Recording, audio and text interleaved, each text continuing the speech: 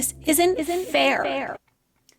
Why did this have to happen to her? Why is this happening to me? Why does everyone else get to go on like normal? We're going through the anger stage of grief. There is no doubt that these thoughts have run through your mind and probably come out of your mouth. I know they have mine. But where do these feelings come from? And what can we do about them? That's what we're going to talk about today. Hey there, if we haven't met, my name is Brooke from Grieving Mommy, and on my channel I share my journey through loss and grief after losing my 10-year-old daughter Libby in a car accident. I also help other people that are going through the grieving process. In my last video, which I'll link up here, we talked about the 5 stages of grief and about the stage of denial in more depth. So if you haven't watched that one first, you might want to head there and start with that. Otherwise, keep watching. Today, we're focusing on the second stage of grief, anger. Anger is a totally normal and natural reaction to death. It's even more so if the death was unexpected or traumatic. This is the case that I went through with the death of my daughter Libby in a car accident. In my first video, I discussed how the stages of grief aren't very linear. They don't go in order all the time, and people can bounce back and forth pretty often.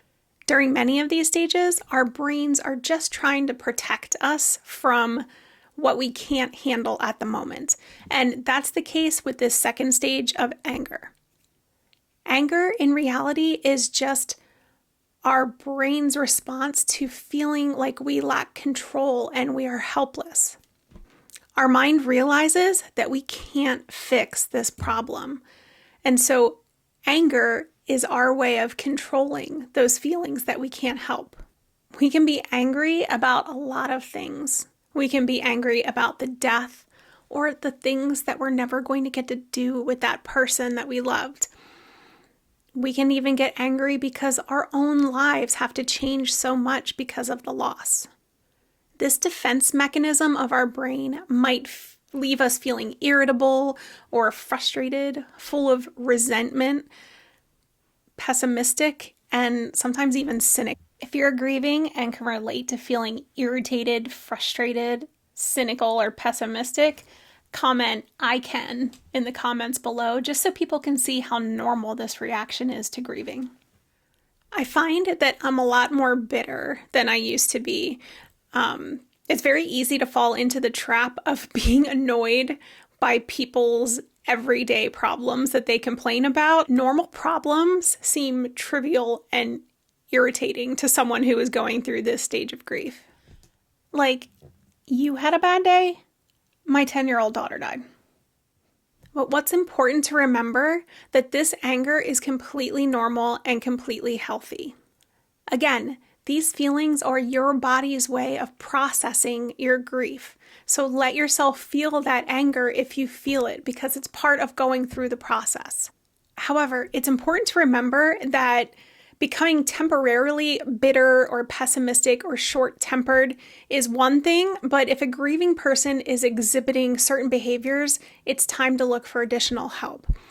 If you or someone that you care about is becoming overly aggressive, like either physically or verbally, or there are indications of any self-harm or unhealthy substance abuse, which unfortunately is really common in this stage of grief because people are just trying to dull that anger, dull those feelings, and deal with them in unhealthy ways.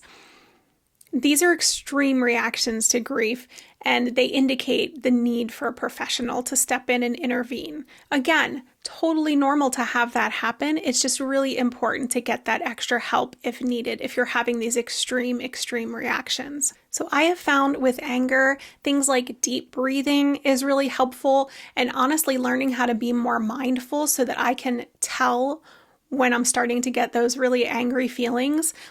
I recognize that that's what it is and that it's not me, it's the grief.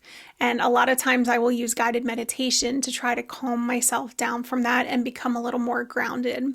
But really just recognizing that this is a normal way to feel and that eventually it will pass. It'll pop up every now and then again because this is a circular process and we don't just move through one stage and never visit it again typically. So it's okay to be angry. You've had something really horrible happen. It's a normal reaction. You will be okay. So we've covered denial and anger. Next up is bargaining. So we still have a few stages to go. I will link the next video over here and you can go ahead and watch that now. I'll see you in the next one.